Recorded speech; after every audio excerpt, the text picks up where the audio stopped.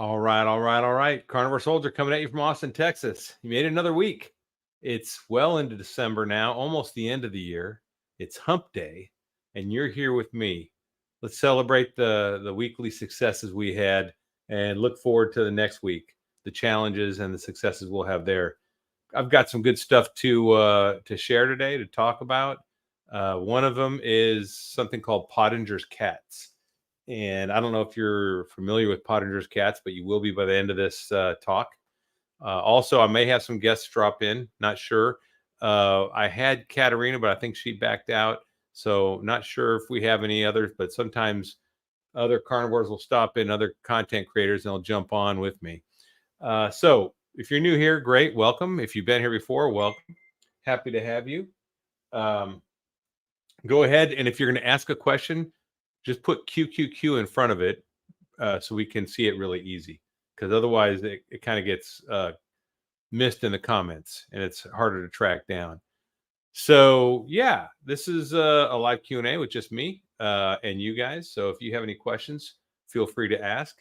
One thing I want to talk about, well, I'm going to talk about a little bit of everything, but today I want to talk about exercise. Hey, Richard Williams, how you doing, man? Lisa Collins, thanks for joining us. Glad you're here. Dave Saunier, good to see you. So exercise. Today is my 5th or 6th day of running sprints in the last couple of weeks. So I'm running 2 days of sprints per week. And I can tell you what, it is a game changer. And sprinting doesn't mean you have to be a sprinter. It just means you run as fast as you can. Kind of like running from a predator, like a dinosaur or a lion, and you just do a short sprint, and you don't have to do a lot of them. I forget the doctor's name. I was watching a video with him, but I'll bring it up in another video later, or maybe I'll drop it down in the description below here. But there's a doctor who's also a National Army National Guard soldier who is a big advocate of sprinting, and it builds muscle, it builds bone density, it gets rid of fat in the muscles. Oh, Dr. Amara. Thanks, Dave. Yeah, it's Dr. Amara. He's and he's a YouTuber as well, or at least he's been. I don't know if he's a YouTuber, but he's been on a lot of different carnivores and other health people's videos. He's not strictly carnivore. I think he's more ketovore, or at least whole food based. But he is a sprinter, and he talks about sprinting. Hey, what's up, Grateful Keto? Thank you for joining. Good to see you again. And how's the weather in Ontario? I'm sure it's colder than it is here. It's today here. I ran sprints and it was, I would say, in the 50s and drizzly. It wasn't a fun time to sprint, but I got them out of the way and then I did my little lifting. But let me show you one of the things I have here. See this ring? This ring I had made in the 1990s. It's gold. And what it is when you qualify on submarines. I started out my military career in the submarines in the 80s. I think I got this in 93 or 94. So in the 80s, I got my dolphins, which is your submarine qualification pin. And I brought them in, and I brought them to a jeweler, and I had him make a ring out of my dolphins. And so it's something I really prize. You know, it's a prized asset, something I like.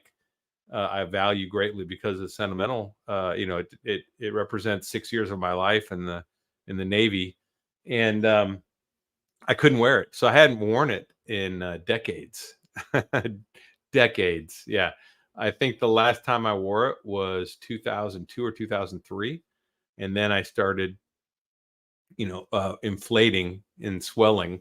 And even when I was like in my 250 pounds in the military, I couldn't wear this ring. It would not fit. And I thought, well, I'll save it for my son. He'll probably appreciate it. Plus it's gold. I mean, it's worth some money. And I'll just hold on to it. But look, it's awesome. I have now shrunk back down to where I can wear a ring that I couldn't wear for decades. This is an amazing lifestyle, guys. And I tell you what, I mean, my biggest problem right now is finding clothes to fit me because it's getting cold. Of course, I can always throw a sweatshirt on or something, but pants, that's the big deal. Hey, what's up, Thomas? Welcome. Yeah, glad you're here, man. I was just showing him my ring. I don't know if you saw that. It's my submarine warfare qualification ring. It was actually my medal, right? My device for my chest, and then I had it made into a golden ring. I basically had to make a ring out of it, so it's pretty cool. And I haven't worn it for decades, so now I've lost enough weight where it just fits perfectly, and I can wear it, whenever I want, which is awesome. So I'm going to be wearing it a lot. It's a celebration. So every time I look down at my hand, I'm like, today I was like super happy when I was running. I was like, oh man, look at that. Totally worth it, man. Totally worth it. So Dave here, Dave Saunier, D. Saunier, he's a Navy veteran. Thomas Hughes, I believe you are a Coast Guard veteran, right? What's their something paratus? What's the Coast Guard motto? Semper Paratus? Semper Paratus, right? Dana T, hey, thanks for commenting. Glad to see you here. Herbelina, good to see you from Minnesota. Ooh, probably cold up there too. I've been to North Dakota and South Dakota. It's Semper Paratus. That's it. Yeah. So anyways, those are the two vets I know that are here. If there's any other vets, please reach out and say, hey, identify yourself that you're a vet. I'd love to know. Yeah, Semper Longus Costas. So that's the joke about I'm sure Thomas is over 6 feet tall, because if the ship ever sinks, he needs to be able to walk back in, right?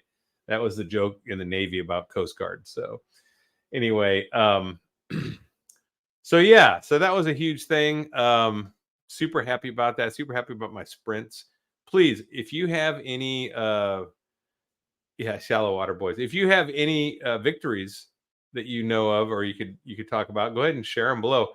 Hey, Thomas, would you like to join me as a guest? I can email you the link if you'd like to jump on, and you're welcome to, since you're a YouTube content creator. So yeah, it's all in good fun and respect. Totally respect. Hey, there we go. Martin, Army vet, Vietnam vet. So I retired Army, and of course, we've been at war I retired in 2019. So we've been at war for a while. I got out in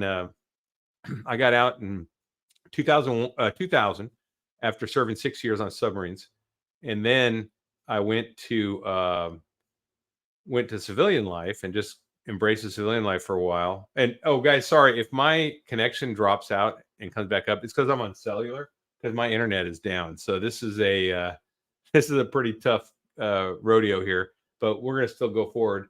So I got out in 90. Oh, tell my retired Bob's here. Hey man, if you want to join, let me know too, and put your email in there, and I'll shoot you an email with the link, Tom, and you too, semi-retired Bob, if you'd like to join in the conversation. I don't know if you saw my video, Bob, but I did a video on how to do keto or carnivore for $40 a week, and it was very successful. A lot of people really responded, both positively and negatively, but I got a lot of response, which is what I wanted. And hoorah, no, it's hua. Hoorah is Marines, and I think Navy SEALs and stuff. Okay, yeah, I got out, and I joined in 84, got out in 90, never planned to go back in, did the civilian life, and then when the planes hit the buildings, I was in my mid-30s, and I'm like, man, I got gas in the tank, I'm going back in. I stayed until I was 53 and retired out. So got a lot done. Yeah, so if you just drop your email in there, or then I can email you my my link for this invite if you'd like. And not that you have to, but if you'd like to. All right, 6 years Navy, 3 years Army, didn't learn any lessons. Yeah, Navy stands for never again volunteer yourself, correct? that's what I remember it, but I went ahead and did it anyway too. So interesting, right? I enjoyed my time in the Army more than I did my Navy time. I mean, I can't say more. It was a different experience. I enjoyed the lifestyle, I think, better being a senior enlisted and then being a chief warrant officer in the Army than I did on submarines. Although I would give just about anything to go back out on one more patrol right now and just to experience it and just take it all in. I'm sure I'd get sick of it pretty quick, but it's just, you always look back and see things through a filter of, I guess, you just feel like things were better back then and maybe they weren't. So I don't know. Maybe it's rose-colored glasses going on. But yeah, so the ring, that's a big deal today. Sprinting was a big deal today. Today I ate Hey, what's up, Renee? Welcome. Today I ate a big old ribeye, super rare. I just made it rare as I could, just like seared the outside, and it was really yummy. Um, and I'm making some soup that my son loves, and it's kind of ketovore. It's not carnivore strictly. It's made with keto chow. Like it's a pumpkin spice soup that my sister made for Thanksgiving. My son loved it, so he's going to come over tomorrow. So I made soup for him. I don't know. I might have a little bit of it, but not much because it does have some veg in it. It has some peppers in it and that keto chow stuff. So it's more for him, but it is, it is tasty for sure. So yeah, if you guys have questions, go ahead and mark that QQQ. Um, if you have any successes or any victories you want to share, I'd love to hear it. If you have any questions, any questions on this diet at all, please post them and I'll answer them. What we're going to talk about today is something called Pottinger's cats. Do any of you guys ever heard of Pottinger's cats? The Pottinger's cat study? I had not until I talked to Dr. Kiltz, and he enlightened me, and I went and researched it and was pretty amazed. So if you guys haven't, there's some books out there, and we're going to watch a little bit of a video just to see, to get you guys grounded in what's going on. But the whole premise of Pottinger's cats was he got a bunch of cats, and it was a really hard science study because he could control everything they ate, how they lived. He can control which cats he brought into the study. So he got all these healthy cats that had no issues, that were totally normal, and he basically had them all, yeah, cooked meats, kill them. Yeah, yeah. So this was surprising to me because I've been told that, raw foods have more nutrition and all this, and I was like, well, whatever. How can cooking food, it's still all the same molecules. How can it change that? Well, Pottinger's theory was that the food was damaged by heating and cooking. So he fed the cats three different, actually six different groups of cats, different meals, and some got like raw milk and pasteurized milk and homogenized milk and then condensed milk. Like that's four groups of milk eating cats, and this is in addition to their regular diet. The regular diet, they gave them a little bit of raw food. And then the other cats, one had like cooked meat added to it, and one just had all like the raw meats and fish oil and stuff added. So it was amazing to see. And they did multi generations, right? This is a 10-year study. So they were able to do multi generations and see children and grandchildren and how it affected them. And it was pretty frightening. It was horrific. It was scary how much cooked meats damaged these cats, and not just cooked meats, but the sugars added in milks, which we'll show in the video. It affected their development. And this is like some of the arguments we see now. If you go to the Inuit up in Alaska, you see they have big round faces, right? It's because they have a different bone structure. It's like fully developed. In ours, what we see now, the narrow face and the narrow jaw and and all the tooth issues we have, where we have to get braces, like my son, is from lack of nutrition or improper nutrition. If we were fully, being full nutrition, we would have developed like wider jaws, bigger heads, and everything would have fit perfect, and then less sinus issues. Also, the cooked meats by the third generation are giving them all kinds of like allergies and issues like that. Anyway, so it's and other issues beyond that. So I think a lot of our issues probably come from, like, there's chronic and there's acute issues, right? So the acute issues, if you look long term, chronic issues are generational, I think, where we've been getting exposed to this stuff and eating poor diets for a couple of generations now, since the turn of last century. So, this keeps the orthodontist in business, right? We would have better teeth to eat meat. That's true. We would have better teeth to eat meat. So I think the chronic issues can't be changed by diet directly. Like, I'm not going to have any more kids, so basically what I've done. When anyone else comes in, younger, they have to probably worry about, well, do I want my kids to be the best, the strongest, the best for succeeding in life, and mentally and physically and health wise? Yeah, you do, right? So these are things that they're very important. And so I think, but the acute changes also, they said you could reverse a lot of these issues. You can't like grow your bones back bigger, but what you have now, you can make in much better shape by doing this. So yeah, never say never. So I want to go ahead and share this Pottinger cat video, and I'm gonna kind of play some of it, and I'll stop and make comments. And please ask questions if you have any. So let me just jump in and do that. Here we go. It's an old, this is going to feel like we're back in school, like in grade school, and we're playing an old documentary, because this is old science, but it is hard science. It is fact. A population of animals was selected which Pottinger aptly dubbed run-of-the-pen cats. He was not interested in physical perfection. His major concern was that his cats represent a normal sampling of animals, with the exception that cats with obvious deformities or disease were excluded. Pottinger was intrigued by what he termed heat labile factors. He asked, does the cooking process somehow render food nutritionally deficient, causing eventual physiological degeneration? This is only a 10-minute deal, so it's not a super long video we're going to watch, and I'm going to cut in and talk. But all right, Thomas, did you shoot me your email? Or do I have it? Do I have your email? I think I have it, right? Let me see. I don't know where your email is, Thomas.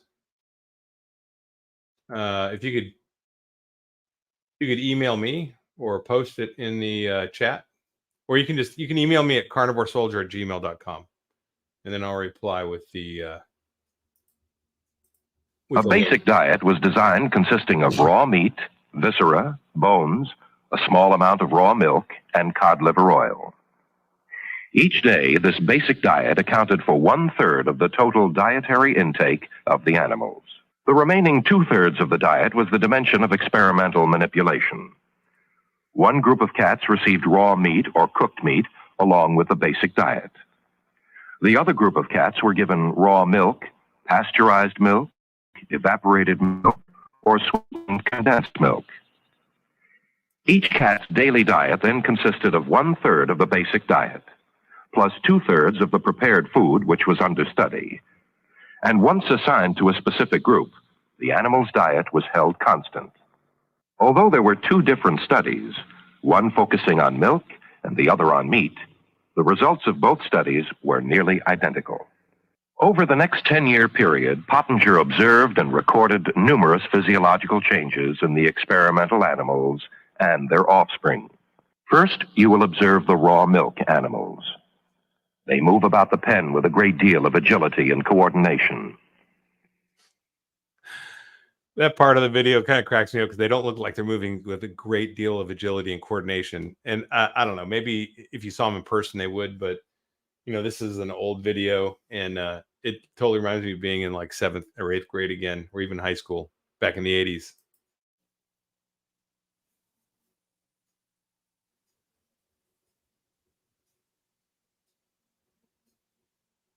Notice the sheen to the fur and the normal sexual interest displayed toward the male in the next pen. As would be expected, they land on their feet when thrown in the air. That cracks me up too. They're testing them by throwing them in the air to see if they land on their feet, but I guess it makes sense, right? The pasteurized milk-fed cats, shown here, move about the pen in a manner quite different from the raw milk cats. All right. Hey, how's it going, Thomas? Can you hear me? Yeah, I can. Okay, you're good to go. Good, should I call you Tom or Thomas? Tom's fine. Okay. All right, we're going to go ahead and just keep playing this video a little bit, and then we'll stop and talk about it, all right?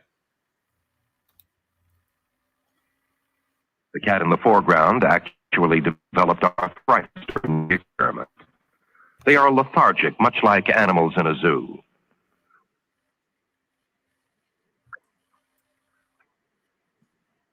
When thrown a short distance, these animals show a slightly impaired sense of coordination. Dental deterioration was also common. Note the abscesses above the molars, the reddish cast of the gums, and the soft gingiva. With evaporated milk, there was even greater deterioration. When the study was begun, this cat was better developed than any animal shown thus far. The sweetened condensed milk-fed cats not only had their milk heat processed, but there was the addition of sugar. They are nervous animals. Wow, I mean, that tells you a lot right there, right? They're nervous animals. All right, we'll get back to the rest of this later. I mean, that tells you a lot right there. Things that we experienced, I think, and this is acute exposure because these cats were not exposed to this until they were brought into the program, and that was just added on top of their diet, the milk and the sugar. And look how nervous that cat was. Yeah, anxiety. Anyone here experience anxiety when you're on the old diet, or gingivitis? Anyone have experienced that? Yeah, 100%. I mean, I did. What about you, Tom? Yeah, I had everything wrong with me. I had like over 50 things wrong with me. I've actually noted them. Is that your video of things you gave? I like that. Yeah, 200 things I You had, said or whatever it was, my second year anniversary. So Yeah, yeah, I that was have pretty cool. a wedding ring that I couldn't fit into, and now you can actually see that there's a gap. Oh, that's awesome. So, Yeah. yeah, When I was crazy. running sprints, this got loose on me. And when I was washing dishes, it got loose on me. I had to worry like, oh, whoa, I haven't had that feeling in a while where rings could come Right. loose, right? It's like that's And I not been a bought it. concern. I had bought it before I got married, but I had been riding 50 and 100-mile bike rides, and that was when I was 25. So then I'm back to that weight. So, oh, good. Cast Iron Carnivore. Hey, what's up, brother? If you want to join, let me know. Yeah. So why don't you introduce yourself a little bit so people know who you are? Because you got a YouTube channel as well. Yeah. And explain Yeah. where your YouTube channel is. Yeah, my name's Thomas Hughes, and it's easy. It's at Thomas Hughes 4859 is the channel, and I started a channel just for general purpose kind of stuff. I was a physics professor, math professor after I got out of the Coast Guard, and about 2.5 years ago, I had a video pop up, Healthy Keto by Eric Berg.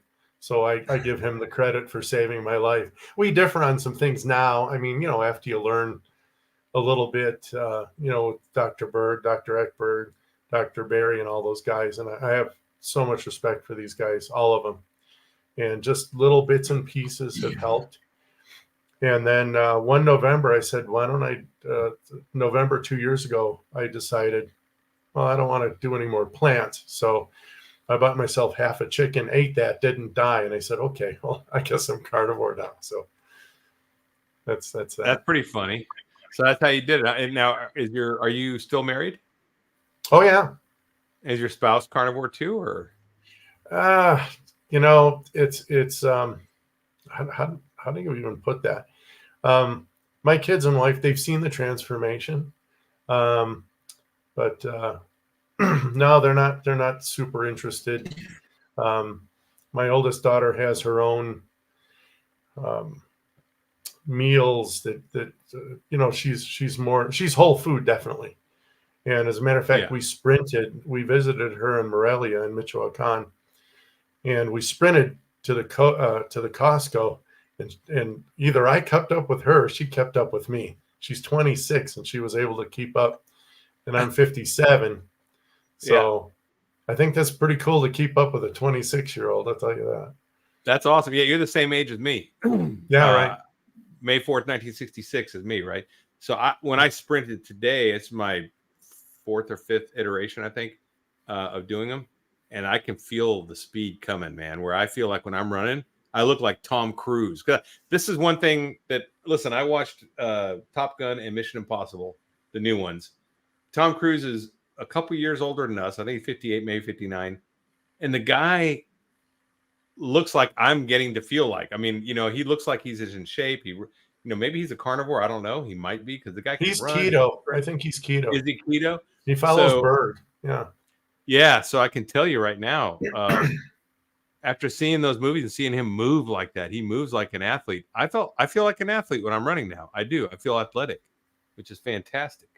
Right. Well, I sprinted today to get to the carniceria. That's where you buy the meat. Yeah. And because I saw this lady cross the street, I'm like, oh, hey, Aldo. Boom. So I sprinted. It had to be about 100 meters. And just as I got in there, and thankfully I did sprint because I did beat her into the store, and I wound up getting the 2 pigtails that because she ordered espinazo. It's literally the pork spine, and they cut it in sections.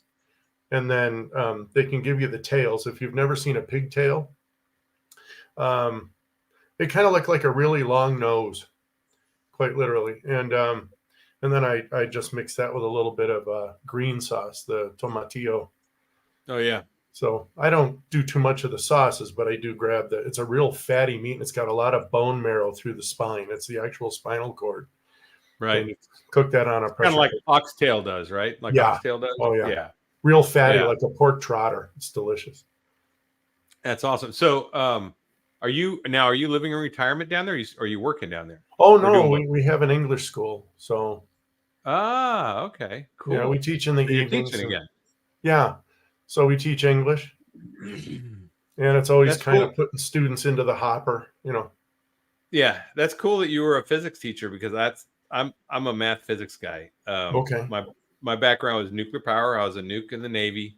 And then I did commercial nuclear for a while, and then I went into computers, because nuclear power commercially is the most boring job you could ever have in the world, because what they want you to do is literally like Homer Simpson, go in a room and push a button and look at logs, and there's no windows. And I was in the early 90s. I was nuclear power after I got out of the Navy, and there was no internet. There's nothing to read. The only thing you were allowed to read were reactor plant manuals and a dictionary. So it was the most boring job. And their mission for success is nothing changes, 100% power all the time, right? Right. So it is super boring. And I wanted to get in something more dynamic, because submarines are very dynamic. You change depth, you change salinity levels, all these things. The injection temperature changes. It changes reactivity of the reactor. It's really crazy. It's like very dynamic. And then, so computers, super 18 months, technology doubles, Moore's law. So it's pretty exciting. So that's how I got into what I do. So how did you get into teaching? I was a teacher in the U.S., a substitute. I wound up later getting certified in Arizona. But when we moved to Mexico, to get your FM3, you had to put something on there that you were going to do. So I just put teaching. And so I taught at some, prestigious universities down here, Tec de Monterrey, and the Autonomous University in Guadalajara. But since I moved to Aguascalientes, we just said, let's just open an English school and be done with it. So it's pretty easy to do down there? Oh, yeah. I'm sure. Not too much regulation, huh?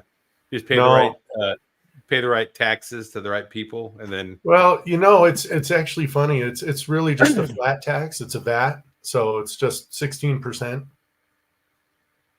So here's your income, multiply by 0.16, send it in every month. Done. Oh, okay. That's cool. That's nice. So that's cool. Well, and you said you are down by, is it Mexico City? No, Aguascalientes. We're right in the middle of the country. Oh, okay. Gotcha. So what's the big city by that? Is it? It's Aguascalientes. Oh, that is the big city? Okay. Right. It would be translated as Hot Springs. Huh? I'm not familiar with that city. Oh, it's beautiful. Actually, I've been in several.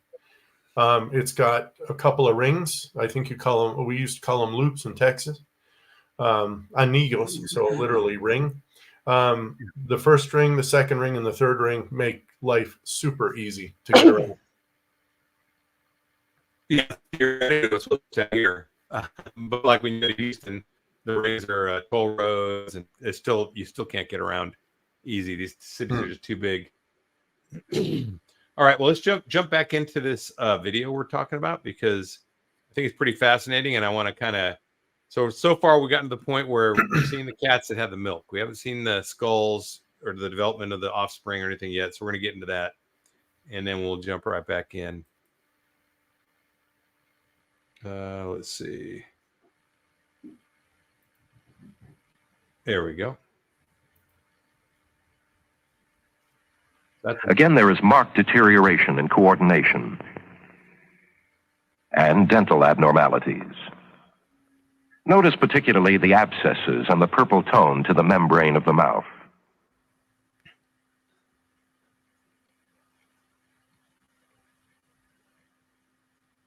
For a further comparison, here is another example of normal development.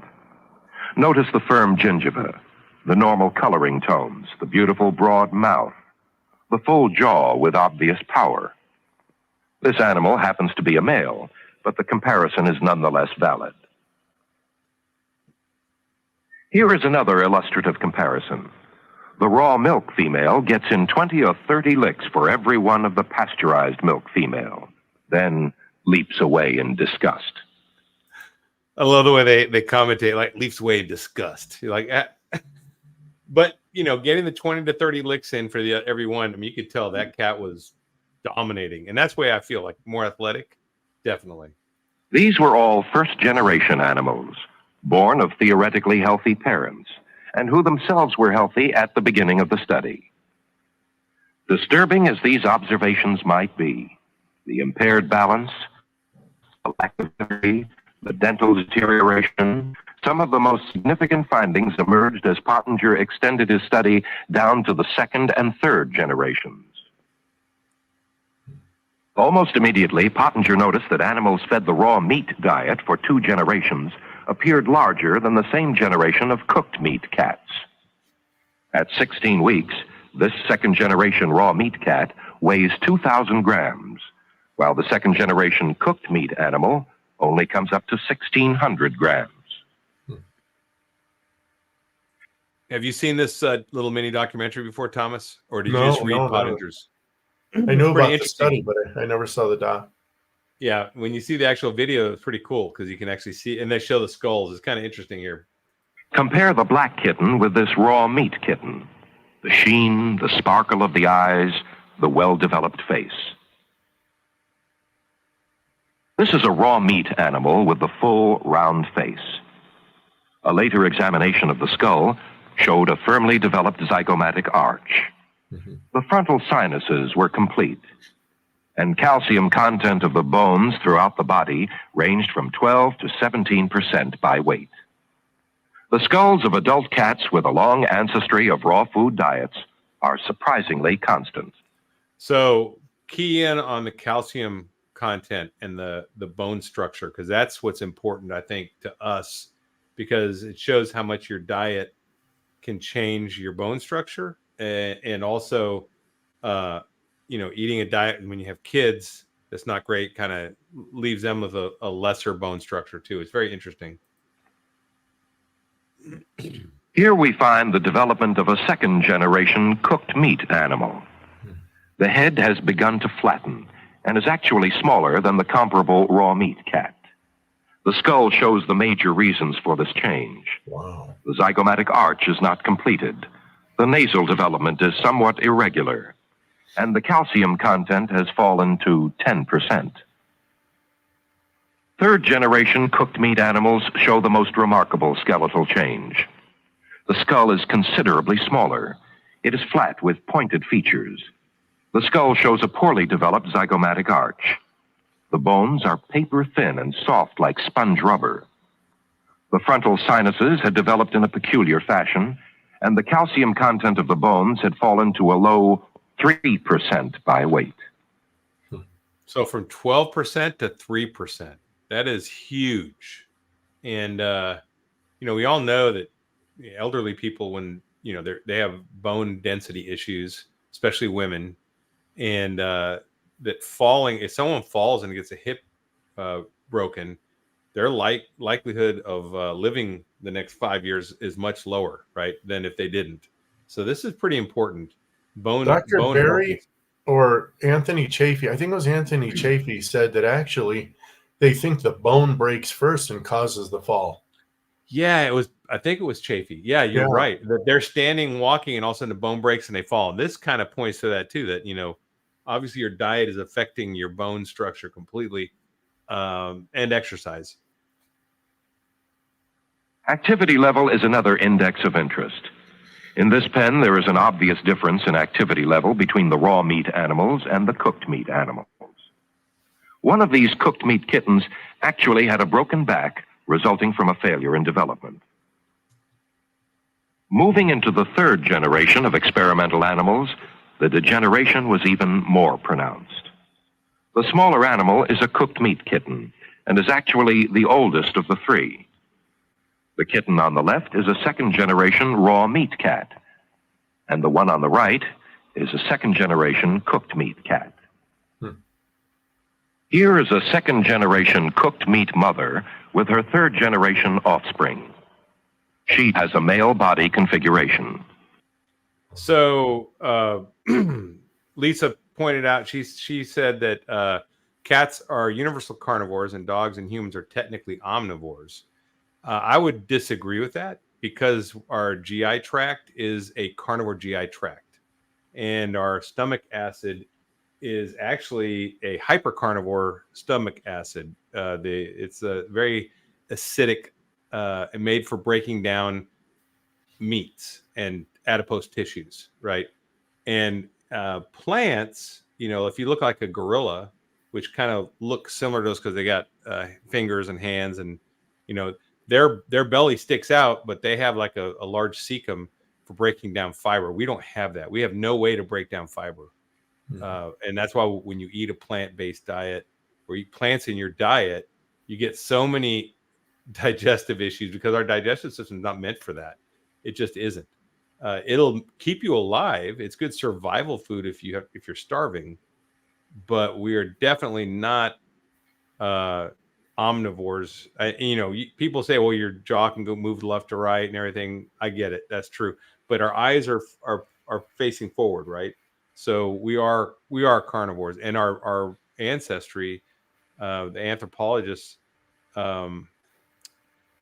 basically stayed out that the humans were evolved as carnivores and hypercarnivores. Actually, molars, I think, are a misnomer because we actually have cuspids. So if you close your jaw, you can't move your jaw back and forth, but a cow can. So if you close your mouth and grit your teeth, you can't move your jaw sideways. Yeah. No, I'm not trying to pick on. I'm just pointing this out because a lot of people make that. Lisa, a lot of people make that. They make that comment, and it's just I don't think it's true. Can humans live on a diet of omnivore diet? Yes, they can. Is it the optimum diet? And that's what we're talking about here. These cats can live off kibble. Really, they can. Is it optimized for their? No, it's not. And will they have the optimum offspring? No, they won't. So that's all I'm pointing out with this. What I'm after is to have, and dogs are carnivore. My dog eats raw chicken every day. That's what he eats, and it is the best diet for him. Since he's been on a raw chicken diet, my vet says his teeth are super clean, his gums are healthy, he is a super shiny, pelt, and he's just like amazing health, and his blood levels are perfect. So he is just, and he poops just tiny little poops like humans do. It's like scat you find in the woods. You can tell dogs are supposed to be carnivores because look at the wolves, right? And dogs in the wild. My friend had a auto shop, and I've told this story before, but you weren't on this channel, so you probably haven't heard it. And in the auto shop, he had a dog named Pumpkin, and Pumpkin was a boxer, beautiful dog, super shiny, super sweet. And I was like, man, what are you feeding this dog? Because she is just looking really healthy and really shiny. And he's like, well, I don't feed her. She goes out in the field and eats and brings it back. She was out hunting. Oh, we got Rob from the UK in. I'll bring him in too. Hey, Rob, what's up? Good morning, guys. How are you? Hey, Rob. Good. So Yeah. one's 1:32 in the morning out there. It's 1:45 in the morning. I just caught the little notification popped up, and I saw the thing you're doing with the cats. Yeah. And it just occurred into my head. Doesn't sugar just absolutely wreck Pottinger cat. But so the dog, anyway, so Pumpkin, he said that dog went out and hunted and just ate what they wanted. And I saw Pumpkin bring birds back, songbirds, snakes, whatever, voles, moles. Pumpkin was good at hunting because Pumpkin had to hunt to eat. And there was a huge field. This is in Texas. So, dogs are Dr. carnivores. Barry just had a video today come out where he said humans, dogs, and I think a kiwi or something from England are the only animals left that can actually drink milk, or that bird actually picks the cream off the top. Back in the old days when they used to have the aluminum containers, the glass bottles with the aluminum tops. Yes. Yeah, the birds would fly down, pop through, just lick the cream off the top or whatever. And I think dogs and we are the only animals left that can actually tolerate dairy. Well, cats can, right? Because cats drink milk. And that's what I think. That's what this study, they do have some cats with different milks, and we're going to get into that next. So he's going to talk about the cats. We're almost done. He had one set of cats on raw milk, and the raw milk cats were the healthiest. And then the pasteurized milk was less healthy, and then the condensed milk and the last one with the sugar was the worst. So sugar water, yeah. Her offspring developed nasal and ocular allergies. Oh. From the same litter came an asthmatic kitten, purportedly the first to be reported in the research literature. Again, there is marked dental deterioration, abscesses, poor coloring, and gingival irritation.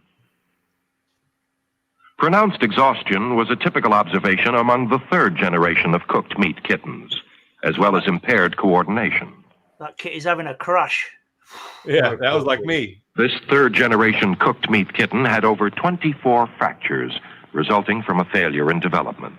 What the hell? And finally, this little third generation cooked meat kitten was unable to release its claws from the hardware cloth, and probably would have died had not the assistant taken it down. Let's believe. At this juncture in the study, a most interesting development emerged. The cooked meat cats were unable to successfully reproduce after the third generation. Most were void of sexual interests, and those that had attempted to mate could only produce stillborn litters. On the other hand, the raw meat animals continued to reproduce healthy offspring generation after generation. The notion that specific nutritional factors in food may be destroyed by heat processing is obviously not far-fetched. Physiological deterioration down the generations is quite graphic, and according to Pottinger, the process was found to be reversible only with great difficulty.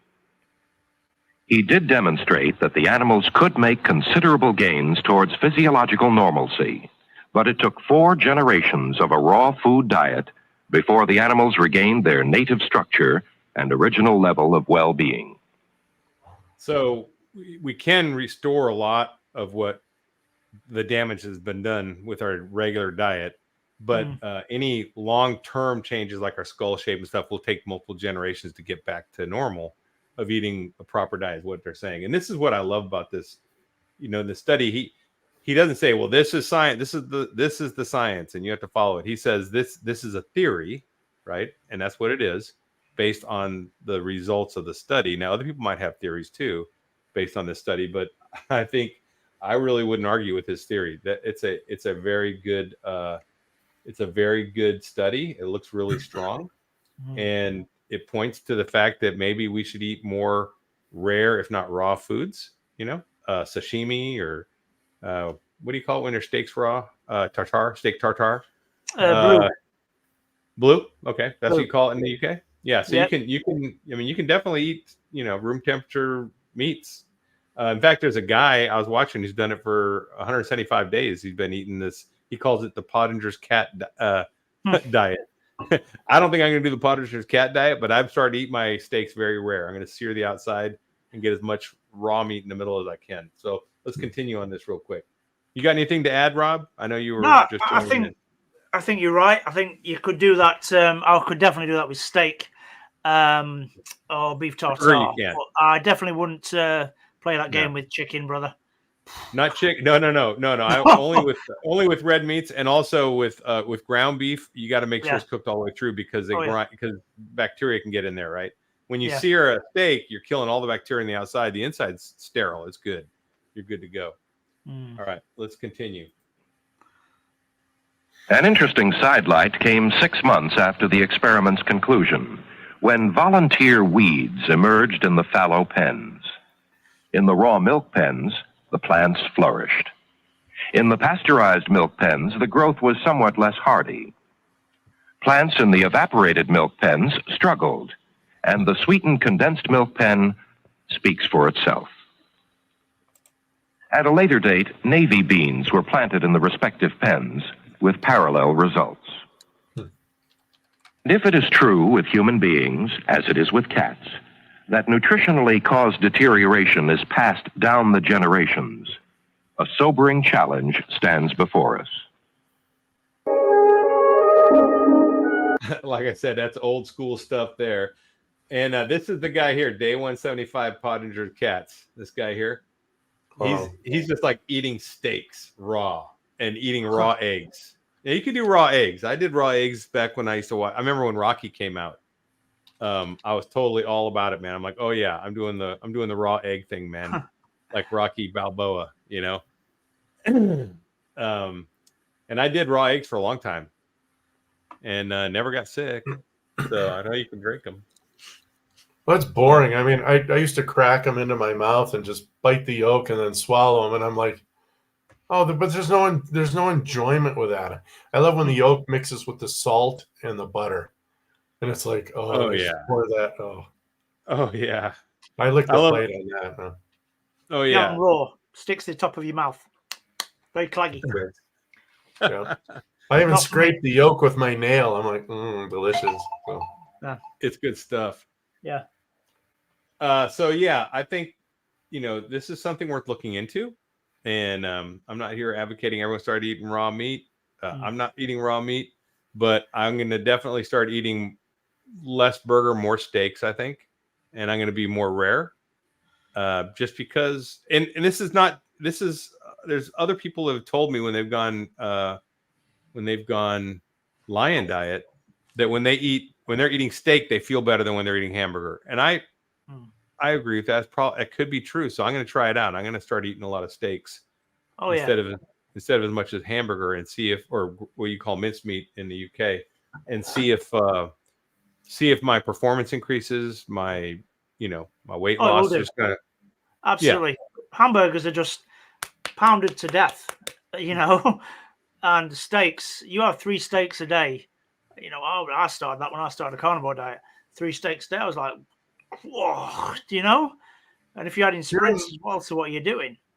Here in Mexico, when I go to the meat market, they actually grab like the chunk of cow and they will slice the fat and the silver skin, and that's what they call the burger meat. So I always get that because it's got the sinew, it's got the gristle, it's got and I only have them go through the mill once. And when you cook that stuff down, it's like, oh no, the flavor is like amazing.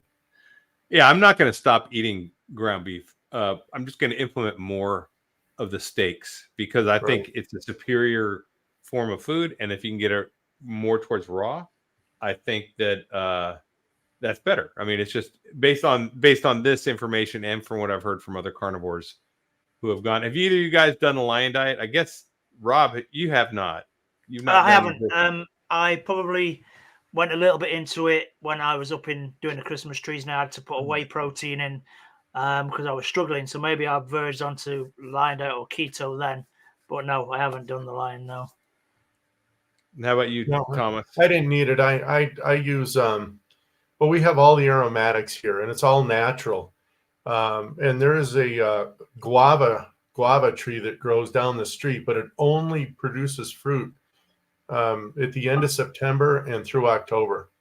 And I have to fight over that with the birds because the birds will nail that thing. But No, if it's local and it's growing when it's supposed to, I'll pick it off and eat it. I don't care. But by weight, I'm pretty much 99% carnivore. So if you take like cilantro, for example, coriander and British, and you actually like boil the water out of that, you're not even looking at half a gram of food stuff, but you still get a real good flavor out of that. So Joe Blow says actually prefers ground beef and he's sick of steaks. I get that. I think I prefer the flavor of ground beef sometimes. I do. I like burgers and I like meatloaf and I like meatballs, which I make. I make big old meatballs in the air fryer. And I do enjoy that. But like I said, I will definitely try this out because I think there's something to this study. I don't think it's nothing. I don't think it should be discounted. And I want to dig in more. And it was Dr. Kiltz that turned me on to it. And when he said Pottinger cats, I wrote that down. I started researching and I found this documentary and it was funny and old, but it was so shocking the difference between these cats, right? I was shocked.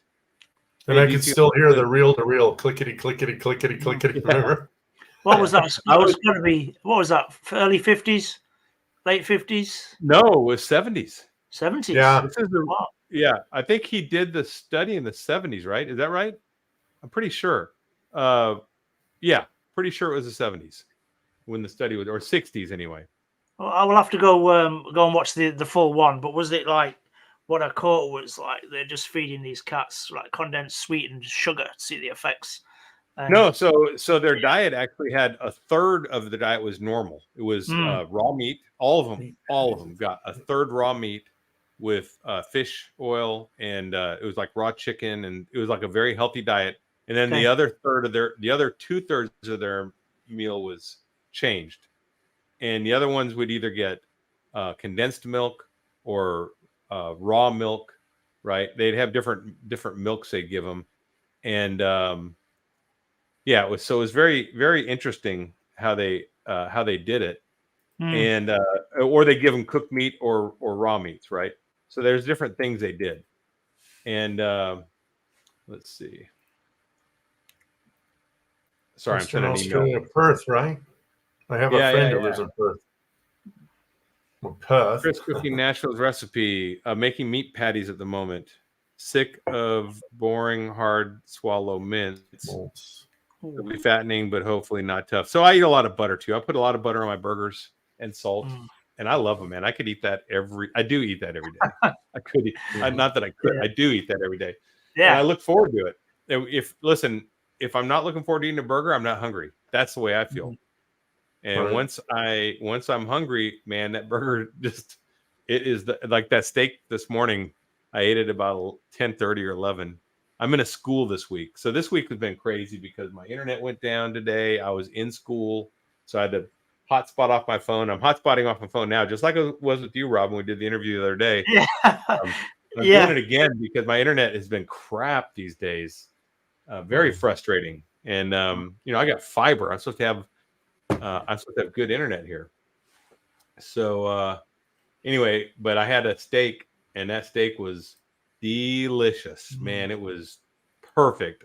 And I was in the class and I'm just chopping my steak and eating it while turn my camera off so I could just eat my steak and listen. It was good, man. It was good stuff. Well, I like eating when I'm hungry, and all of a sudden I'm like, oh, this is the best thing I've ever had, because I eat 8 to 10 eggs a day. And then I eat probably 1.5 pounds of meat. But then when I'm full, I'm like, oh, I hope I never see another piece of food as long as I live. And still, I ate today at 1, and it's already 7 hours later. I'm up to the gills already. It's those eggs, man. I tell you, it's the satiety of the eggs. You eat 5 eggs and a steak, that is it for the rest of the day. Yeah, I saw your video. Yeah. I think I eat twice as much food as that. So that is it. I'm at that stage now where it's just like 1 meal a day, and I'm fine. Hey, Kat's here. Kat, you can join if you want. I think I emailed you the link earlier, so if you want to join, you can. You don't have to though. Good to see you. Yeah, I love eggs, and they do fill you up. I like I've been getting the Costco hard-boiled eggs and just eating those. Put a little salt on them, and because they're already peeled and hard-boiled, so they're in the fridge. I can pop them out and eat them.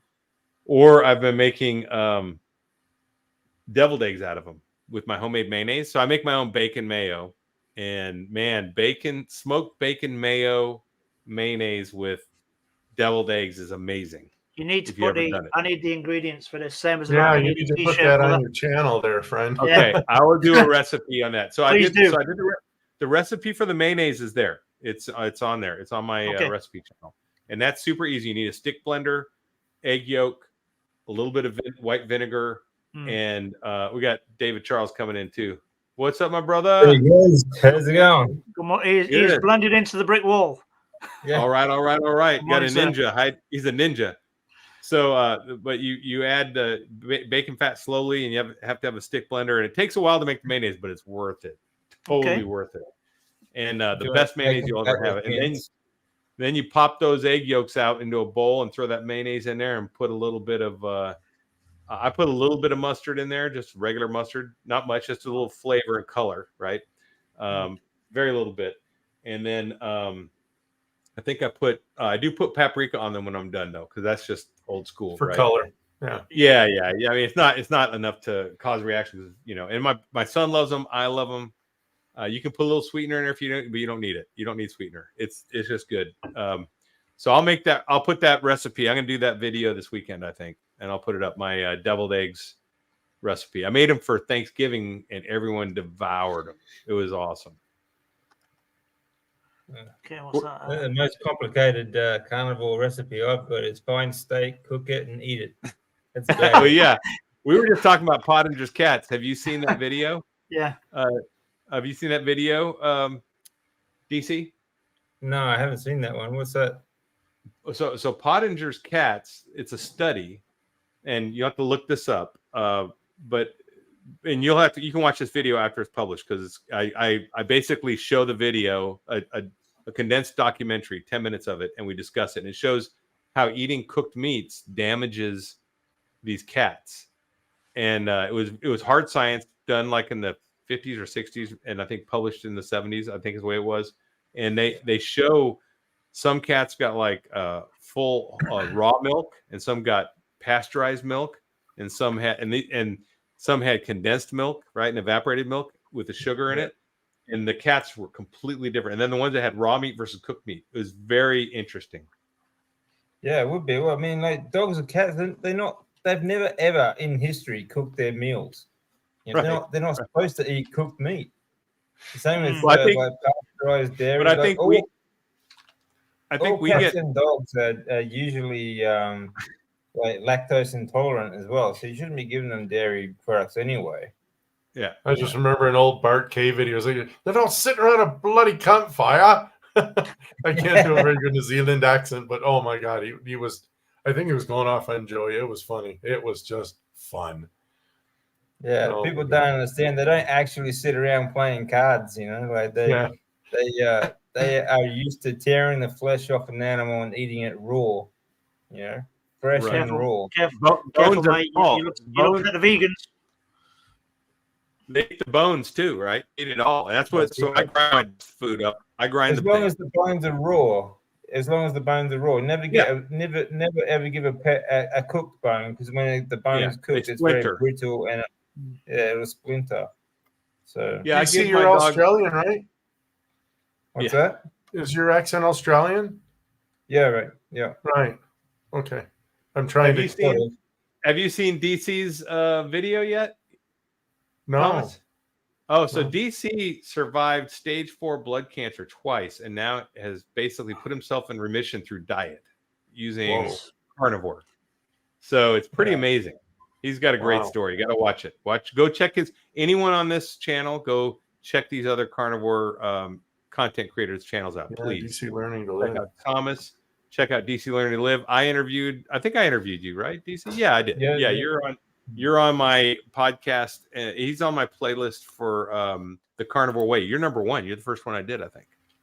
Yeah, I think so. And Rob is on my Mission Carnivore, and Tom's going to be on my Mission Carnivore. We haven't set that up yet, but you will be this year coming up. So yeah, this let's see, a spoon of apple cider vinegar. Yeah, I put apple cider vinegar in my deviled eggs. That's one of the things I forgot, that ingredients. I do put apple cider vinegar in the deviled eggs, and it gives a little bit of kick, a little pinch to it. So I'm gonna make that video. You guys chill out. I'll get it to you. Yeah, I'm looking forward to that. Tag us all in. Yeah, I will. And then share it with your UK buddies, because everyone, Paul and Alex and Mike and all them guys and George, they'll probably want access to that too, because they're good. Yeah. Yeah, universal stuff. So what do you guys got going on in your channels this week? Anyone can pick up if you got something going. Let me know. Yeah, Sunday I'm going to upload a video on how to get through Christmas. So I just pop eggs. I make hard-boiled eggs, 8 or so, and by the time I get anywhere. Huh? Go live in a box. Go live in a box. Yeah. No, I eat a bunch of eggs ahead, and I happen to know that if you do grab a carb, the area is still the same under the curve, but there's no spike.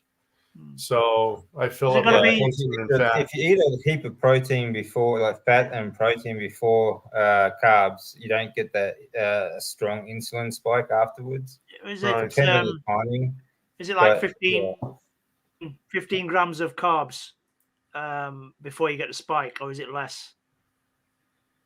I think it depends on the person, right? Yeah. I think it's between 4 and 15 grams of carbs. And you get the spike as well. Yeah, I don't spike anymore. That because I know I never crash. So I've been fat adapted for 2.5 years. So yeah, that's awesome, Tom. Yeah, that's great. How much did you weigh when you started, and like what was your weight loss journey like? Oh man, I think it was near 280. I don't know stone. I don't know how many stone I was, but 14 pounds of stone, right? Is that right? I lost 95 pounds. Wow. Yeah. Wow. I kind of have a few plateaus, but the total time to get from almost 300 pounds down to where I am right now, I was 86 kilos this morning. I still step on a scale just for, gigs and schnitzels, right? But so I lost almost 100 pounds in a total of 9 months' time. Wow. That's pretty impressive. And I wasn't in a hurry, and I was eating till I was stuffed. Were you ever hungry? Were you ever feeling depraved? Right. I mean, no deprivation in this diet. It's amazing. There's no deprivation.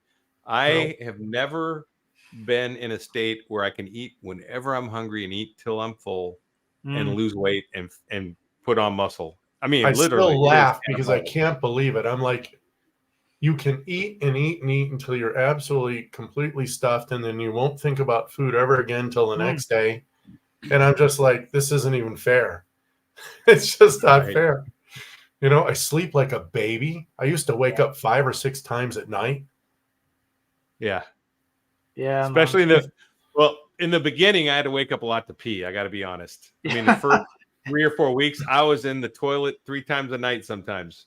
I had dry heaves from my sugar withdrawals. Oh wow! Dry heaves. Yeah, I was in bad shape. But by the 9th day, I had so much energy I couldn't believe it. We all got new subscribers, guys. Thank you, Lisa. Thank you very much, Lisa. Cool. Thank you. And everyone else, if you get a chance, subscribe to these guys and like them if you're on my channel, or vice versa. Just find our channels and then thumbs up on the video. This is all about driving the algorithm, because that's right. Someone liked the video that was the first video you watched. I guarantee it. That video wouldn't have been there if it hadn't been liked and subscribed to. So you don't have to be a YouTube content creator. It'd be great if you were, but if you don't want to, the barriers there, time, expertise, all this stuff, money. If you don't want to be a YouTube content creator, please, if you believe in this message, like and subscribe and share on social media. So when you get a video that's good from DC or from Thomas or from Rob, share it out on your Facebook groups, share it with family, friends, whatever. I mean, it makes a huge difference, guys. This is how we drive. I would love to do reaction videos, but I can't learn how to get the thing down in the corner.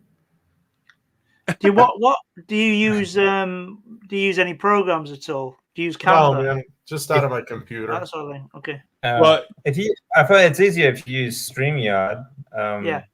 Oh, the one if you're you on right now, right? yeah, Yeah. StreamYard is what you do. if It's you go into- built in. Yeah, if you got the present button underneath, you can present the video you want to watch, and you just put it gives you screen options, so you can sit down in the little corner and do a reaction sort of video. StreamYard. Is it that's free what or I do was- I have to pay for it? Yeah, that's free. It's free. Yeah. You can wow. pay if you pay for it. It's cheap, but it's free. So what I was doing on the paid for one, that's what we were doing when I was showing the video and we were in the corner, right? That's all I did is selected that and presented. If you pay for it, the nice thing is when you have guests, they can stream to their accounts as well. Like you were able to stream when you get my link to your account, well, if you want to. So it's kind of nice. You get more viewers. Oh, I want to show you guys this because you guys came late. That ring, that's a military ring that I got for my first tour in the 80s. And I had it made in the early 90s when I could wear it. And then by the time the 2000s came around, I couldn't wear it. And I have not worn this ring in decades. And now when I went sprinting today, it almost fell off. It was like loose on my, it felt great because I was doing my sprints and it got sweaty. And I was like, oh my gosh, I don't want to drop my ring. Go ahead. I was going to brag because I can take my 31 years wedding ring and it fits. Not only that, but there's a gap. Wow. So that's awesome. Crazy. And you know what? I wound up donating my uniforms because I figured I was never going to fit into them again. I would have loved to find out when I was a seaman apprentice if I could fit into those old blues. I would be like, I've got all my old uniforms. Maybe one day I'll bust them out. They're in storage in the attic. I've got them all. Wow. I know some I'll fit in easily because they were from the last 10 years and they're too big. The multi-cam. I went minimalist, so I got rid of just about everything. So yeah, I get it. That's good. I had to give everything back. I gave everything back they asked for, but I was on a general staff. At the end, my last tour, I was on a general staff, and they give you generals buy stuff like custom that can't be turned back in. So I got like awesome stuff. It was pretty amazing, and I still have that. So Rob, what do you got going on your channel this week? Got anything special? I've got a live stream. I'm just going to do a little hour live stream on Friday night. Just a little chat. Nice. See anybody that wants to drop in. I'm just working on growing the channel. Absolutely love it. I'm addicted. The little cooking things that I do with the shorts. I love it. I am a content creator now. I'm obsessed. Just to share it out there, you know. So that'll be coming out on Friday. Before I am away next week, so a little bit less online. So I'm away teaching the kids. So Friday got that coming up. If anybody wants to jump online on Friday night, 9 p.m. UK time, if that suits anybody. I know there's a big time difference. Yeah. Nice. I might check that out. We'll see if I can.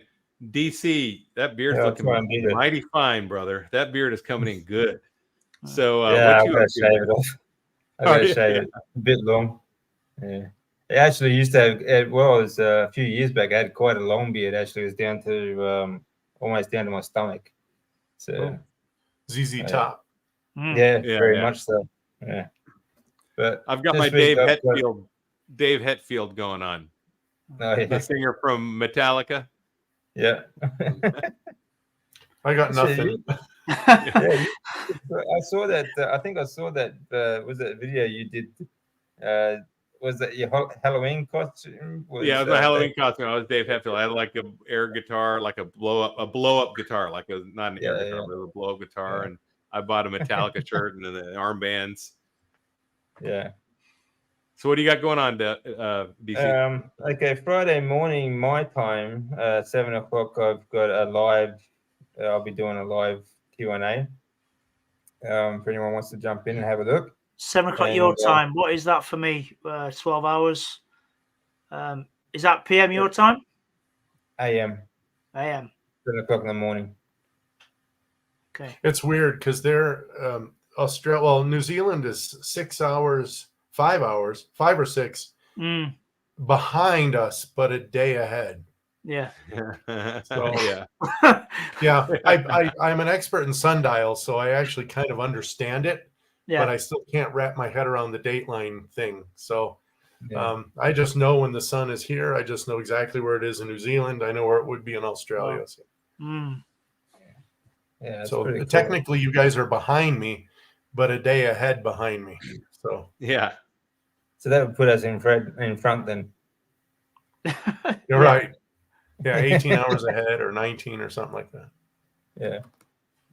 I'm thinking about doing a couple of reaction videos. I haven't really decided on. I saw a good one. Paul did a great interview yesterday with the guy. He's kind of a whistleblower. He used to work for Coca-Cola. I'm talking about the corruption of big food companies. Really good video, actually. So, anyone should go check that out. And I'm also thinking about this vegan doctor, Gregory's name is. He has oh my gosh, the one I posted a picture of. Yeah, the one I posted that a picture of today. He has a series of books on like how not to die. Right, this little clown, he's same age as me. He's like, his arms and legs look like toothpicks. And he's trying to tell people that ketogenic diets, you get muscle wastage and things like that. And the best source of is he was saying the other day that the best source of water for people and the safest, cleanest water to drink is tap water. Oh my gosh, that is so awful. Well, give me some. I mean, I drink it through an reverse osmosis filter. I do tap water, but it's not. I would never drink it just straight up. And if you see my filters, you'll understand why, because they are dirty when I swap them, man. In America anyway. I can't say other countries. Yeah, no, worldwide, and they're full of PFAs. PFAs, carcinogenics that are almost indestructible.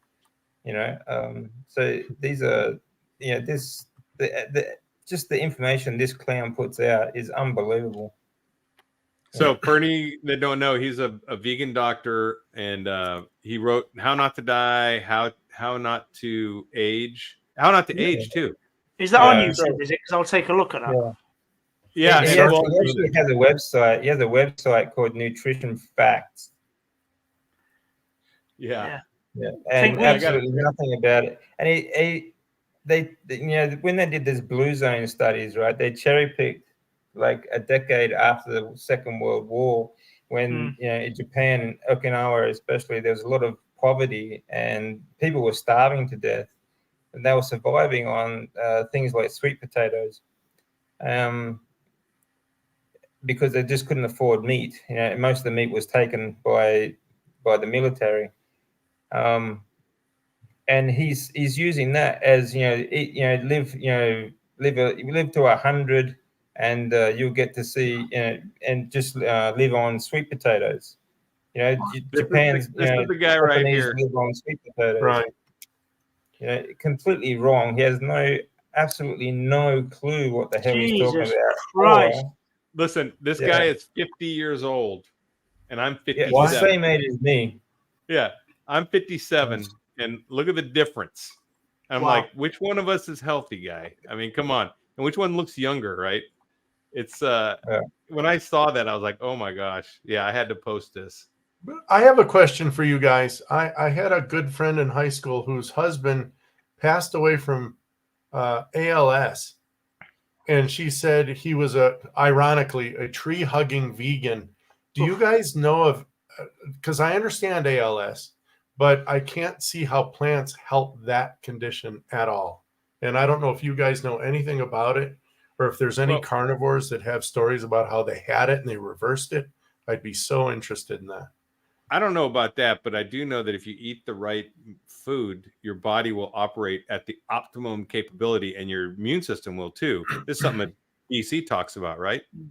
Yeah. You agreed, BC? I mean, so maybe it won't reverse it, maybe it won't prevent it, but it might prevent it if your body's operating at optimal levels and everything's functioning at peak performance. Well, the first word amyotrophic means muscles without nutrition. Right. Yeah. And I'm thinking, well, why don't you just eat eggs and meat and like get them some darn nutrition, Well, that's essentially your body is cannibalizing your muscle. And the other thing is, did ALS even exist before the turn Lou of the last Gehrig. century? In the So, 1800s. I think it was named in 19 something early. Yeah, but not so the four horsemen of the modern food apocalypse were introduced from the 1830s, or actually a little before that with the sugar, up to the 1906 or 1907 with trans fats. So you had the processed wheat, right? You had the sugar, you have the trans fats, and you have seed oils. Even before that, 1890s were some of the first seed oils came out. Those vegetable oils like that Crisco stuff, for example, that was actually invented in 1901 in Germany as machine lubricants. They actually used that in the U-boats during the war. It's a good lubricant. It'd be great for that. It's a good lubricant, but it's not a good food. Yeah, I think we have that over here. I think it's called Crisp and Dry. Yeah, but I wonder if ALS existed before that. I'd be interested to find out when the first documented ALS diagnosis was. Yeah, I can't imagine. Because the myelin sheath, the nerves, and the muscles themselves, they wouldn't scar if you ate proper food. See, everything like neurological diseases, anything with muscular atrophy and things like that, even things like MS and this is motor neuron control and things like that, that you lose like control of your muscles because the electrical synapses in your brain are firing differently or just not firing the way they should be. But this all comes from absorbing the wrong kind of oils into our body, that we're just not getting the nutrition, we're not getting the amino acids, we're not getting the other proteins, and we're not getting all the nutrients that we get from fat and protein. If with vegetable oils and all this sort of stuff, even if they were not toxic, they would not have the nutrients that our body needs, and we would still suffer, and the body would still break down. Yeah. So whether they were toxic or not, our bodies just cannot survive on these nutrient deficient oils. Well, anything that goes through so many processes, such as like canola oil, that sort of thing. ALS was identified in 1869 by a French neurologist. So it's been there, I think, just as these other diseases, these other Western diseases. It probably could be tied to diet because people were eating a plant-based diet back then too in Europe, and they still do. So I mean, they had potatoes, especially if they're poor. They weren't eating meat every day. Right. I mean, all the poor people in Europe at that time, they were eating all the grains and potatoes, and like a lot of people were dying of starvation through those periods in Europe. And I'm following Dr. Sam Bailey into terrain theory, and she said that when they brought in the steel milling process for the wheat, it was so hot they were actually just burning all the nutrients out of the endosperm. And it's amazing that vitamin B deficiencies imitate the so-called German measles. So if you look up German measles symptoms and you look up vitamin B deficiency symptoms, you have a pretty good match. The other thing is too is the grains and like vegetables or plant-based nutrients. Our bodies are not designed to absorb those nutrients. Like they have these different variants. Like it's a different molecule to what we get from meat. So like we need like K2 and vitamin D3, but the nutrients you get from plants like K1 and D2 and things like that, we just can't absorb them. They're completely different molecules.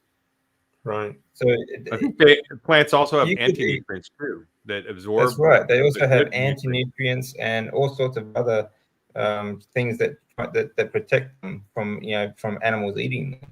But we just cannot absorb that stuff. We need fat to absorb it. That our whole body is designed to absorb nutrients from fat through our lymphatic system. Mm. You know? You look at the Inuit. You could actually eat until you're full every day and still starve to death because you're not getting the right nutrients. Right? It's like rabbit starvation. Yeah. If you look at the Inuit, they are up in the Arctic Circle. They don't get a lot of sunlight because they're bundled up a lot. They don't have vitamin D deficiencies at all. No. And they eat lots of raw meats and lots of fat. They eat seal meat raw, blubber. They eat a lot of that. And what the heck? The things they eat, seals are underwater. You're not going to get sunlight penetration. And the polar bears, if they eat them, they're full of fur. So how the heck do they get their D? It's got to be. There's got to be another process. Yeah. Well, those animals, all those seals and whales and stuff, they do spend time out in the sun for one, but they also eat other animals that spend time out in the sun too. So they all eat other animals that collect it from them and them and them, and it sort of just goes down the line.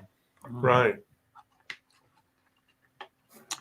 Let's see. Anyone keeping up with the latest LMHR? Man, the lean mass hyper-responders. Yeah. I don't know about that. What's going on there? Are they turning on each other? All they're saying, from everything I'm hearing, is if you are a lean mass person and for whatever reason you get on a ketogenic diet, your LDL lipoprotein carriers go nuts. They go super high.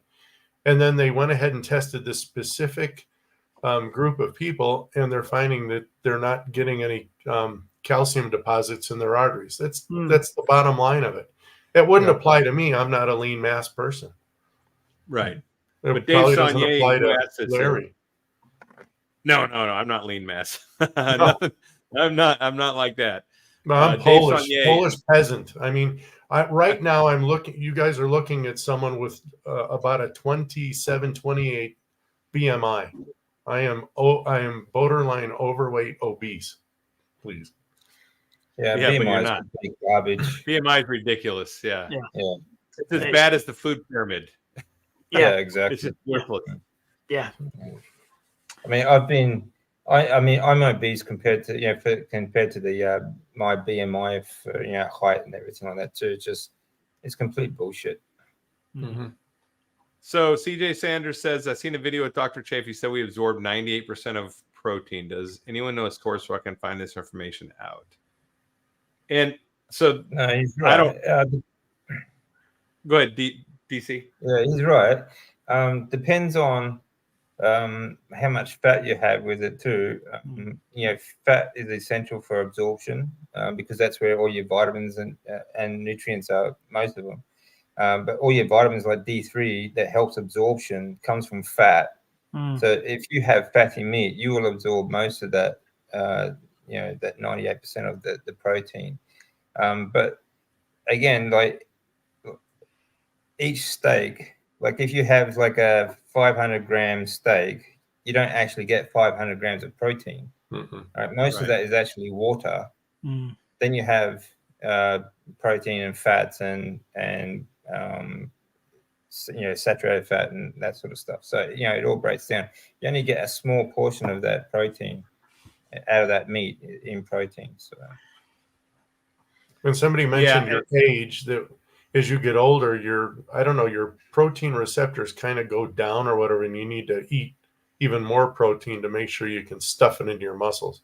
I don't remember which influencer I heard that from. Not sure. I don't know.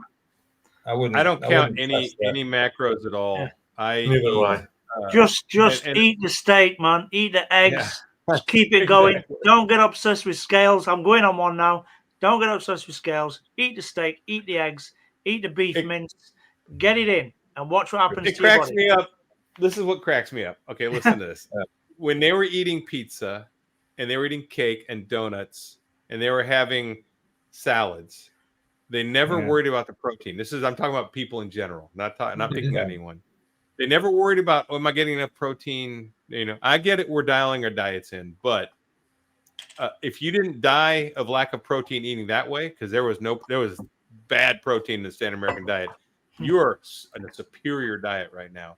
Way more protein coming in and high quality proteins. So that's why I don't worry, because listen, if I'm eating meat, which I'm designed to eat, I'm getting enough protein. And if I eat fatty meats, I'm getting enough fat. So you gotta make sure you get your fats in. The fats are the thing you should be concerned with, not the protein, I think. Exactly. Yeah. The fats are where you're gonna get your energy and nutrients from. So that's what you should sort of focus on. But like that's exactly right. Like people go, especially when they come from a standard Western diet, they didn't care what they ate before. They'd eat anything. Right. Then as soon as they go carnivore, all of a sudden they're worried about cholesterol. Right. Or what the hell? I mean, if you are worried about cholesterol, you have not done, like, honestly, you haven't done your risk assessment properly.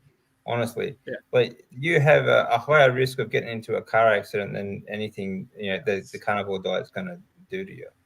Driving is the most dangerous thing you do on a daily Zoe basis. Harpum said that. She said you're more likely to die in a traffic wreck than anything you're going to get from the carnivore diet. So. Yeah, exactly. 100%. So clean, and it's so pure. Yeah, what we do and the way we eat.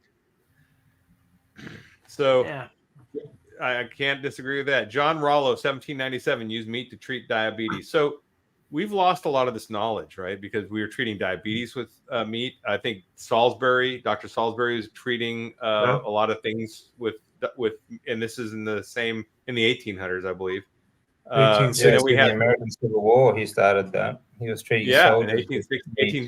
1860s, and then if you go to and that was a lot of mental health was treated with that too. Mental health issues, including people that had epilepsy, was treated with that. And then you roll into the turn of the century in the 1900s, early 1900s, when they're doing the mouse studies on the cancer and showing that cancer is a metabolic disease. I was watching a hockey game last night because I'm a hockey fan, and it's cancer awareness again, right? I'm a Red Wings fan. Cancer awareness again is the and everyone wearing a purple jersey and everything, and they're talking about, for 35 years we've been in partnership paying all this money towards these cancer funds and making great achievements. I'm like, what achievements? In the last 35 years, cancer rates have gone up. People DC, you know more than anyone. I mean, I'm pissed off though now because I look at it, I'm like, I can't believe people are watching this thing and feeling good about it because they're like, well, we're giving money to these organizations that are doing research, but they're on the wrong trail. They're looking at DNA. They need to look at metabolic. They're on the trail that they want. You see, like these charitable organizations. They want to stay charitable organizations. That's all they want to do. They just want to keep that organization going. My dad told me in the 70s, he said if they ever had a cure for cancer, they would go out of business. He said they're never going to have a cure for cancer. But there is one, right? I know. There's plenty of people that have done it, and it's a carnivore diet, a clean carnivore diet, like DC's doing. And for some people, a glutamine inhibitor, right? Because glucose and glutamine are two fuels for the cancer. Some people need that, some don't. And then maybe debulking and monitoring. I mean, that's basically the cure for all the people that have survived that are, 10 years past their exit time and they're still here, feeling good and doing stuff. It's so sad. I mean, so many people dying of it. That and Alzheimer's, it's sad all around. Yeah, I mean, it's global, but in America, you're looking at 1,700 people every single day dying from cancer. Yeah, wow, that's a huge number. That's like a 9/11 every 2 days. Wow. Yeah, right. That's what that is. Yeah, that's crazy. It's purely diet. I heard that from Ekberg. He said, if a plane crashes. That's a lot more people than a damn flu. Right. Yeah, right. And no one's worried about that, though. But put a mask on and get an injection of this experimental drug. Make more money for the pharmaceuticals, but whatever, But don't get mad. I never did any of that stuff ever, and I never caught it. I haven't been sick in 4 years, guys. That's awesome. I haven't been sick since I've been on this diet. I haven't had a headache since I started keto. I have had a headache. I had a headache the other day, and I think I was coming down with something, but like I rebounded immediately. It's like my immune system just kicked in, and then I slept that night, and the next day I was like, oh, I'm good. But I really felt like maybe I might be coming down with something, like my energy level is dropping, and I thought, well, this could, and a tickle in my throat and my headache. I was like, okay, this could be something, but then boom, I was out, in and out. Yeah. That's what it's like on carnivore, isn't it? It's brilliant. It is. Yeah. Well, we were just talking about, me and Rob were talking about, would it be amazing to have a full platoon of carnivores, like what we would operate like. God, you know, damn even it, SF guys. Yeah, even our SF guys, you get like a platoon of SF guys to go for it, even a small, like a squad, you know, just to see what a squad could do. Yeah, they would blow the doors off everyone else in the platoon if we had a squad that was. I said to you already, man. Some of the Marines I met out in Iraq and other places were already like fucking excuse my French, gong ho. Yeah. Get them on a carnivore diet. Good Lord. And then fast them for a day or two. Oh, and then they get really alert. No, man, they'll eat you alive. Yeah, you will be. That'd be great, wouldn't it? Tell them when you come back, you get some meat. Oh, and we'll give you a ribbon. I worked for ribbons. I loved ribbons. I followed Napoleon. He said I could rule the world if I had enough ribbon. I did. In 4 years, I had my third. I had 3 levels. I'm like, do I get a ribbon for this? Yeah. Okay, I'll do it. Seriously. Not married, no kids. I don't care. That reminds me of a great meme I saw recently. You see all these TV generals in America, like General Milley. He has a whole chest full of ribbons, and then you look at Dwight Eisenhower. He had like 1 row. You know, he took America through the Second World War, and he comes back. He's one of the most respected generals in history, and he has 1 ribbon, one row of ribbons. And look at General Milley. Yeah, Ike's the guy who got under God put in the pledge, so that's how I know. Yep. Oh, Mike Shaw is here too, guys, and Mike's got a YouTube channel too. Mike, go ahead and pop it in the chat if you don't mind. We're going to be wrapping this up pretty soon. We're about an hour and a half in. I don't want to keep everyone too long. I know, Rob, it's late there. You probably need to get some sleep. I have to get some sleep because I'm in school. 25 to 3 in the morning, but I'm good. But yeah, I need. What are you doing, Larry? This week, besides this, I have I was going to do a video on Pottinger's cats, and I still might, just dedicated just to that because I think it's important enough to talk about. Well, pets are important. Yeah. Well, I mean, but also how it affects us. I mean, eating rare meats or raw meats, like it might be much more nutrient for us to do that. So I don't think it really is, because we have been cooking our food ever since, you know, from the Ice Age. You know, like we always cooked our food. So I don't think that's a huge difference for us, but definitely for animals. Yeah. I mean, we've always been cooking food. But even if it wouldn't, like in the Pottinger's cats, he said once you've had the changes, they stay, because we've been eating cooked foods, like he said, all these now if you had a couple generations, it takes 4 generations of cats to go back to eating raw to see the actual changes. Now the changes being a full jaw, and this is something Chafee talks about too, like a bigger head, a bigger face. We see that in the Inuit up in Alaska. Right. We saw it. I believe the Aboriginals were, some of them had a bigger face too, right? So I don't know about, but I know the Inuit eat raw food.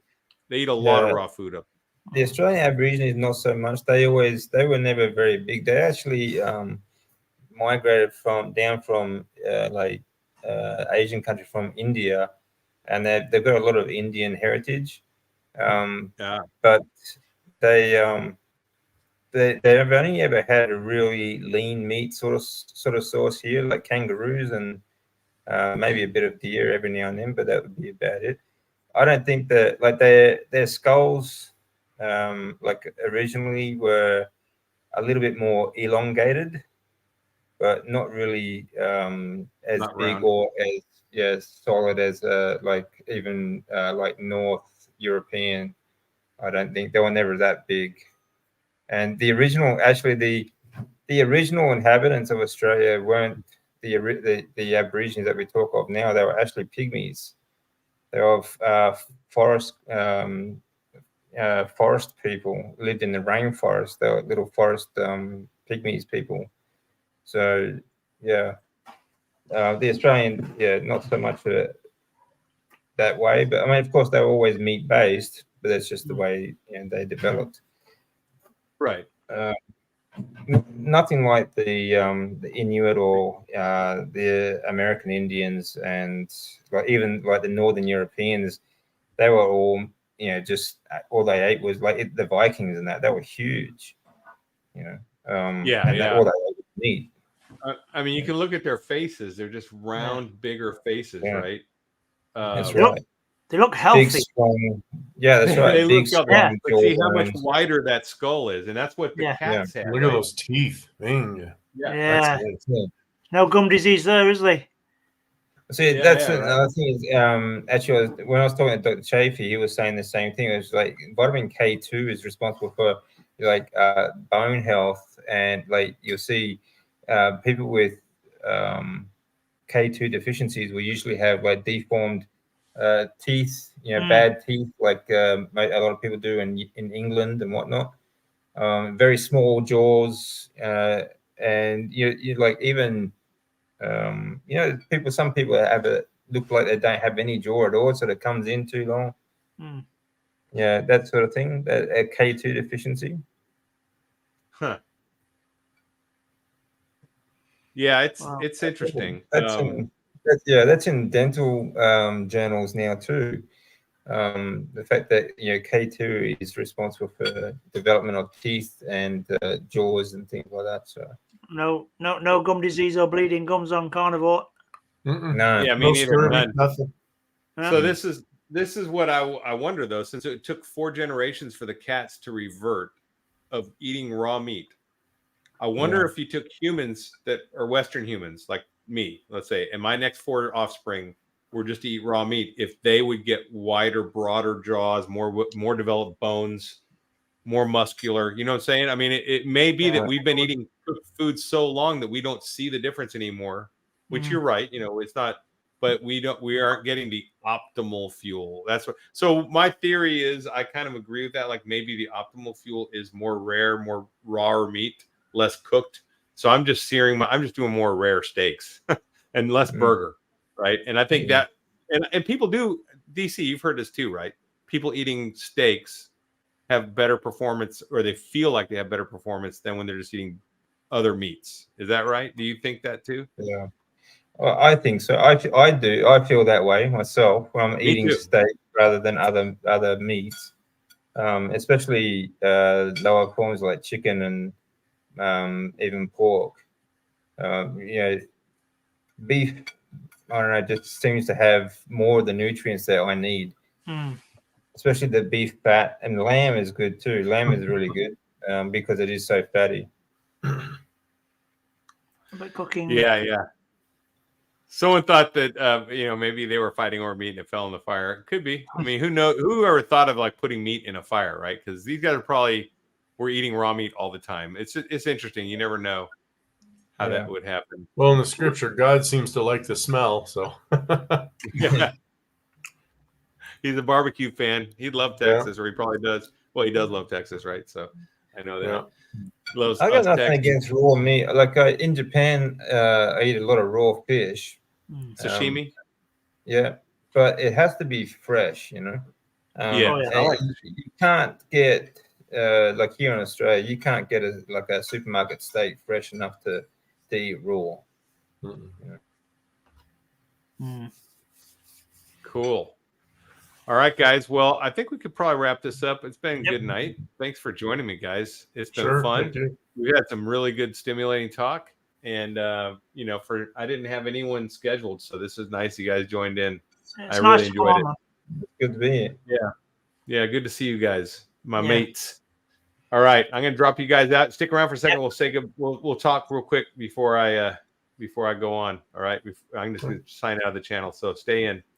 Sure. All right, guys. That concludes our Hump Day meetup. Another week down, another week ahead. Stick to your diet, guys. Stick to your guns. If you stumble, jump back on that horse and ride like you never fell off. All I got to say is stay strong and overcome. Carnivore Soldier, out.